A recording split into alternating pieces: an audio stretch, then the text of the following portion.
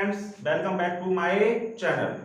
बेटा आज हम आपको कॉस्ट अकाउंटिंग में लेकर आए हैं मेथड्स ऑफ कॉस्ट अकाउंटिंग, मतलब लागत लेखांकन की विधियां या पद्धतियां। क्या लेके आए बेटा? लागत लेखांकन की पद्धतियां। ठीक है बेटा, तो मेथड्स ऑफ कॉस्ट अकाउंटिंग पढ़ लीजिए, फिर उसके बाद हम एक करके सबका एक्सप्लेनेशन देंगे। ठीक है बेटा, देखिए पहला है बेटा हमारा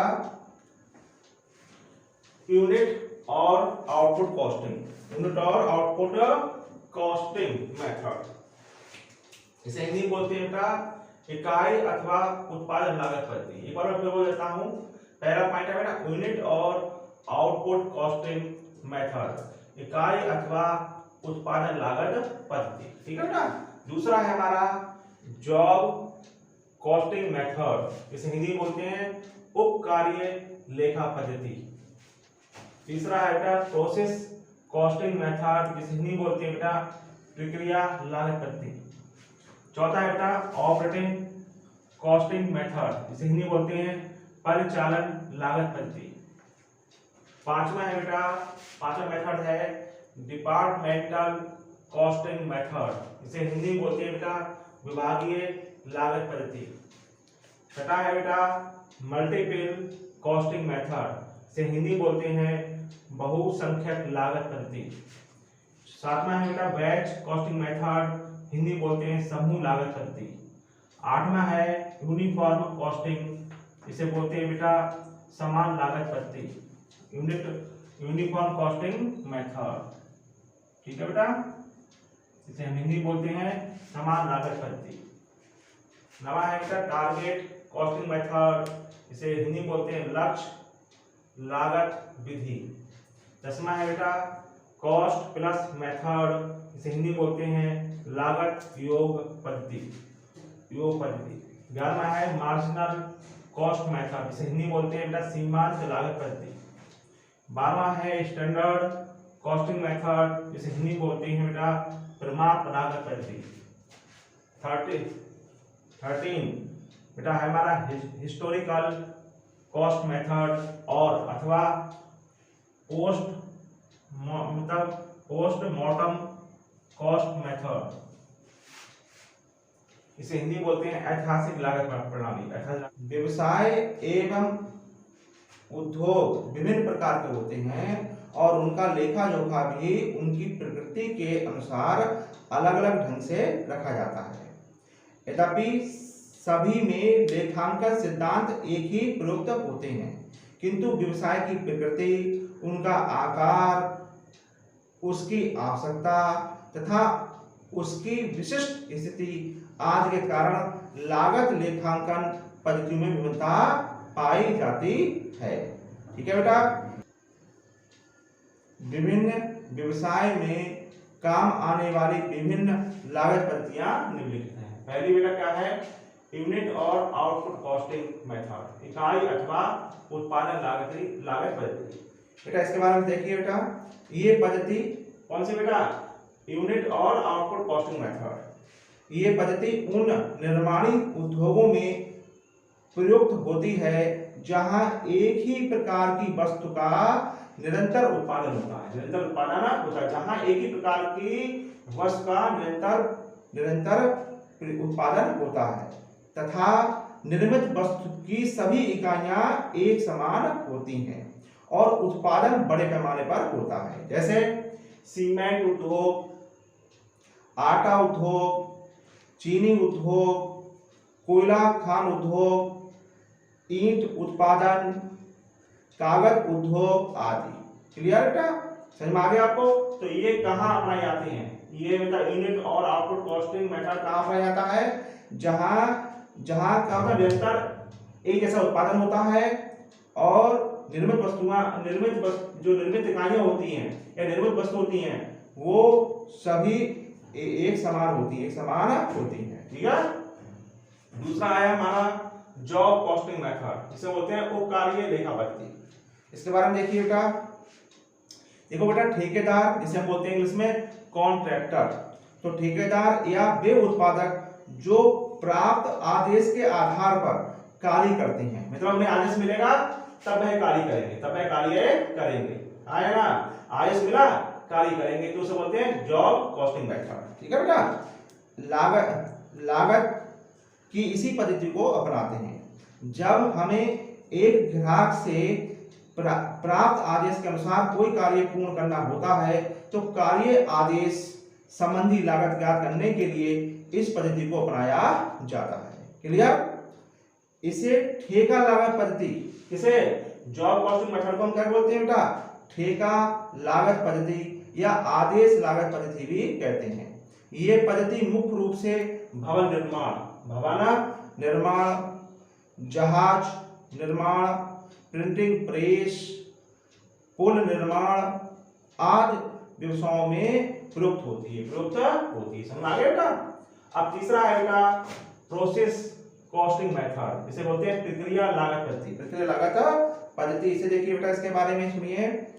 प्रक्रिया लागत पद्धति का प्रयोग ऐसे व्यवसायों में होता है जहां एक वस्तु का निर्माण कई विधियों से गुजरने के बाद होता है तथा प्रत्येक विधि एक दूसरे से अलग की जा सकती है। इसके अंतर्गत एक विधि बोलते हैं इंग्लिश में बेटा प्रोसेस का निर्मित माल दूसरी विधि के लिए कच्ची सामग्री का काम करता है। मतलब एक प्रोसेस का जो आउटपुट होगा अगले के लिए क्या होगा बेटा? वो इनपुट होगा, अगली क्रिया के लिए क्या होगा? वो इनपुट होगा। क्लियर? तो क्लियर? प्रत्येक विधि की लागत अलग अलग ज्ञात की जाती है। इस पद्धति का उपयोग कहाँ करते हैं बेटा? साबुन, तेल, घी, कपड़ा तथा रासायनिक पदार्थ के निर्माण में किया जाता है। मतलब इसमें बेटा कई प्रोसेस की जाती है। ठीक है बेटा? एक तो इसे बोलते हैं बेटा प्रोसेस कॉस्टिंग मेथड। तो ये अलग अलग देखिए बेटा ऑपरेटिंग कॉस्टिंग मेथड, जिसे बोलते हैं परिचालन लागत पद्धति। इसको देखो बेटा ध्यान से। इस पद्धति का प्रयोग ऐसे व्यवसायों में होता है जहां वस्तु का उत्पादन नहीं होता बल्कि सेवाएं प्रदान की जाती हैं। कहां की जाती है बेटा? सेवाएं। ठीक है? जैसे रेल हो, मोटर हो, बिजली या जल प्रदाय संस्थाएं इस पद्धति का प्रयोग करती हैं। जैसे ट्रांसपोर्ट कंपनी होती हैं तो क्या होगा बेटा? ऑपरेटिंग कॉस्टिंग मेथड अपनाएंगे। क्लियर? समझ में आया? अब देखिए बेटा अगला डिपार्टमेंटल कॉस्टिंग मेथड, विभागीय लागत पद्धति। क्लियर? इसके बारे में देखिए। जब एक ही उद्योग में अनेक वस्तुओं का निर्माण होता है, मतलब यहाँ वस्तु आएंगे, क्या आएंगे? वस्तुओं का निर्माण होता है तो प्रत्येक विभाग की लागत अलग अलग निकालना आवश्यक होता है। इसके अंतर्गत कुल व्ययों का विभाजन विभिन्न विभागों के बीच एक निश्चित आधार पर किया जाता है और प्रति इकाई लागत अलग अलग ज्ञात की जाती है। जैसे फर्नीचर के कारखाने में, एक फर्नीचर कारखाना है, उसमें क्या क्या बनेगा बेटा? उसमें बनेगा देखो बेटा मेज बनेगी बेटा, टेबल बनेगी, चेयर बनेगी, अलमारी बनेगी, ठीक है बेटा, पलंग बनेंगे आदि का निर्माण किया जाता है। तो समझ में आ गया? तो डिपार्टमेंटल कॉस्टिंग में बेटा मतलब क्या होता है? कारखाने में अलग अलग वस्तुओं का निर्माण होता है, अलग अलग वस्तुओं का निर्माण होता है। अब 6 आएगा मल्टीपल कॉस्टिंग मेथड, बहुसंख्यक लागत पद्धति। इन दोनों में बेटा डिफरेंस बहुत समझना जरूरी है। इसमें डिपार्टमेंटल कॉस्टिंग मेथड में अलग अलग वस्तुओं का निर्माण होता है।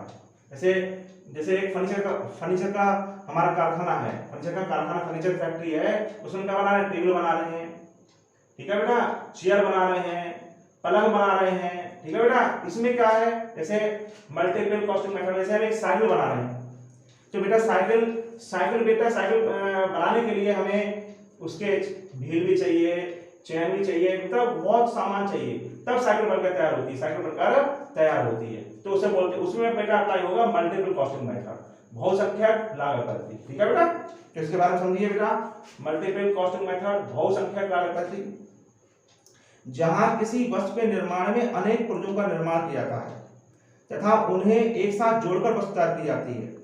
फिर बोल रहा हूं मैं, जहां किसी वस्तु के निर्माण में अनेक पुर्जों का निर्माण किया जाता है तथा उन्हें एक साथ जोड़कर वस्तु तैयार की जाती है, वहां इस पद्धति का प्रयोग किया जाता है। इसके अंतर्गत प्रत्येक पुर्जे की लागत विभागीय लागत के आधार पर ज्ञात की जाती है और फिर सबको जोड़कर उस एक वस्तु की लागत ज्ञात की जाती है। जैसे cycle, scooter, motor car, radio, typewriter, बिजली के पंखे आदि। समझ में आ गया? इसमें एक ही वस्तु होगी, क्या होगी? एक ही वस्तु होगी और उसके कल पुर्जे भी उसी में बनाए जाएंगे और उनको जोड़कर एक वस्तु का निर्माण होगा, एक वस्तु का निर्माण होगा। ठीक है बेटा? और इसमें डिपार्टमेंट में अलग अलग वस्तुएं बनाई जाती हैं, अलग अलग वस्तुएं बनाई जाती हैं। ठीक है, समझ आ गया? अब है बेटा हमारा बैच कॉस्टिंग मेथड, समूह लागत पद्धति। समूह लागत पद्धति जहां किसी कार्य को विभिन्न श्रमिक समूह में बांट दिया जाता है और प्रत्येक समूह का लागत व्यय ज्ञात किया जाता है, वहां ये पद्धति प्रयोग में लाई जाती है। इस पद्धति का प्रयोग औषधि उद्योग, बिस्कुट उद्योग आदि में किया जाता है। मतलब इसमें बेटा हम उसके मतलब जो श्रमिक होते हैं, जो हमारे लेबर होती है, उनके हम ग्रुप बांट देते हैं, मतलब ग्रुप बना देते हैं। भाई तुम्हें ये काम करना है, ठीक है, फिर तुम्हें ये करना है, जैसे पैकिंग है, फिर लोडिंग है, ठीक है बेटा, ठीक है, फिर ट्रांसपोर्टिंग है। तो ये ग्रुप बना देते हैं, समूह बना देते हैं। तो वहां इसका प्रयोग होता है बैच कॉस्टिंग मेथड, जहां श्रमिकों के क्या बना देते हैं? समूह बना देते हैं, समूह बना दिए जाते हैं। ठीक है बेटा? आठवां है यूनिफॉर्म कॉस्टिंग मेथड, समान लागत पद्धति। समान लागत पद्धति, इसको देखिए बेटा, जब एक ही प्रकार के उद्योग चलाने वाले कई उत्पादक मिलकर आपस में अनुभवों का लाभ उठाने के लिए किसी विधि का प्रयोग करने का निर्णय लेते हैं, तो इसे समान लागत पद्धति कहते हैं। मतलब एक समान उत्पादन करने वाली विभिन्न उद्योगों में जब एक जैसी पद्धति अपनाई जाए, उसे बोलते हैं बेटा यूनिफॉर्म कॉस्टिंग मेथड। क्लियर? अब आया बेटा number point, target costing method, लक्ष्य लागत विधि। इस पद्धति के अंतर्गत अनुभवी व्यक्तियों तथा ठेकेदारों द्वारा बड़े बड़े कार्यों की लागत के लक्ष्य निर्धारित किए जाते हैं। इस मूल्य में कुल लाभ जोड़कर ठेकेदार को कार्य करने के लिए दिया जाता है। जो ठेकेदार लक्ष्य लागत से भी कम लागत पर कार्य पूरा करता है, उसे बचाई गई राशि का एक भाग बोनस के रूप में दिया जाता है। तो इसमें लक्ष्य पहले दिया जाता है, भाई तुम्हें काम इतने में करना है, इतने रुपए में करना है, और जो ठेकेदार बेटा कम में कर देता है तो उसे एक्स्ट्रा बोनस दिया जाता है। क्लियर? इसमें लक्ष्य पहले दिया कि भाई तुम्हें ये चीज इतने बनाकर तैयार करनी है, इतने वक्त में बनाकर तैयार करनी है। ठीक है बेटा? समझ आ गया टारगेट कॉस्टिंग मेथड। अब आया कॉस्ट प्लस मेथड, लागत योग विधि। कुछ उत्पादन कार्य ऐसे होते हैं जिनकी लागत का अनुमान पहले से ही कर लिया जाना कठिन होता है। मतलब इसमें लागत का अनुमान लगाना कठिन होता है, और इसमें टारगेट में अनुमान पहले लागत का अनुमान पहले ही लगा देते हैं। इसमें अनुमान लगाना कठिन होता है, उत्पादन की लागत का अनुमान लगाना कठिन होता है। ठीक है बेटा? ऐसे कार्यों के संबंध में ठेकेदार से यह तय कर लिया जाता है कि उत्पादन की जो लागत आएगी उसका एक निश्चित प्रतिशत उसे लाभ के रूप में दिया जाएगा, तथा लागत का भुगतान तो किया जाएगा ही। ठीक है बेटा? लागत इसमें लागत प्लस प्रॉफिट का भुगतान किया जाता है, लागत प्लस प्रॉफिट का भुगतान किया जाता है। ठीक है बेटा? इसमें बेईमानी होने के चांसेस ज्यादा रहते हैं, क्योंकि बेटा जो ठेकेदार होते हैं वो बेटा अपनी लागत को गलत बताकर, ज्यादा बताकर अधिक प्रॉफिट ले सकते हैं। ठीक है बेटा? अब आगे मार्जिनल कॉस्ट मेथड, सीमांत लागत पद्धति। बेटा इसमें सिर्फ परिवर्तनशील व्ययों को वेरिएबल एक्सपेंस को ध्यान में रखते हैं बेटा, फिक्स्ड कॉस्ट को ध्यान में नहीं रखते। क्लियर? तो देखिए पढ़िए मार्जिनल कॉस्टिंग मेथड। इस पद्धति के अंतर्गत वस्तु की सीमांत लागत ज्ञात की जाती है। सीमांत लागत के अंतर्गत केवल वे ही व्यय जोड़े जाते हैं जो कि उत्पादन कार्य के लिए किए जाते हैं। जो व्यय वर्तमान में नहीं करने पड़ते, अर्थात जो कर दिए गए होते हैं, जैसे स्थायी व्यय, उन्हें शामिल नहीं किया जाता। समझ आ गया आपको? तो मार्जिनल कॉस्ट मेथड में हम स्थायी व्ययों को ध्यान में नहीं रखते, सिर्फ परिवर्तनशील व्ययों को ध्यान में रखते हैं। अब आया आपका मानना स्टैंडर्ड कॉस्टिंग मेथड, प्रमाप लागत पद्धति। इसके बारे में देखिए बेटा, इस पद्धति के अंतर्गत वस्तु की लागत का अनुमान पहले से लगा लिया जाता है। इस पद्धति के अंतर्गत क्या होता है बेटा, इस पद्धति के अंतर्गत वस्तु की लागत का अनुमान पहले से लगा लिया जाता है, तत्पश्चात वास्तविक लागत से इसकी तुलना की जाती है। दोनों में अंतर के कारणों को भविष्य में दूर करने का प्रयास किया जाता है। क्लियर? तो इसमें उपकार्य लेखों में मतलब जो जॉब कॉस्टिंग उपकार्य लेखों में उपकार्य लेखों को छोड़कर सभी विधियों में इसका प्रयोग किया जाता है। मतलब जॉब कॉस्टिंग में इसका प्रयोग नहीं करते और हर जगह इसका प्रयोग किया जाता है। अब आया 13 हिस्टोरिकल कॉस्ट मेथड या पोस्ट मॉर्टम कॉस्ट मेथड, ऐतिहासिक लागत प्रणाली। बेटा इसे क्या होता है, जब किसी वस्तु कार्य उपकार्य विधि या समूह की लागत उसका निर्माण पूरा होने के बाद की जाती है।